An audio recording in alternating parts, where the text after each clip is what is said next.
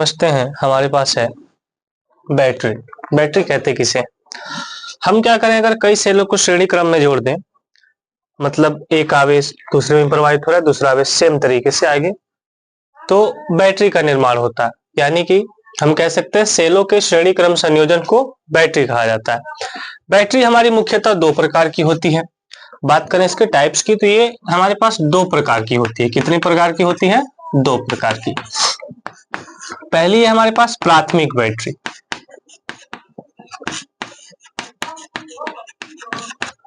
दूसरी है हमारे पास द्वितीयक बैटरी। दोनों को समझते हैं, दोनों बड़ा आसान है।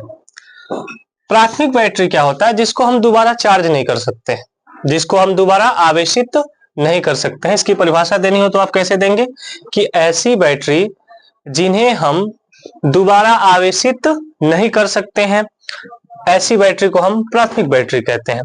इसके अंतर्गत हमारे पास आप आगे पढ़ेंगे शुष्क सेल,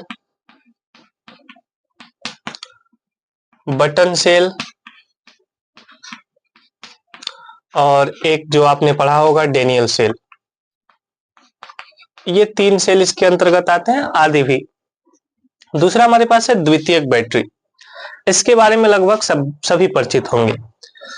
ऐसी बैटरियां जिन्हें हम दोबारा आवेशित कर सकते हैं, दोबारा चार्ज कर सकते हैं, जिनको हम अगर एक बार ये डिस्चार्ज हो जाती हैं, उनको दोबारा हम चार्ज करके काम में ले सकते हैं। ऐसी बैटरियों को हम द्वितीयक बैटरी कहते हैं।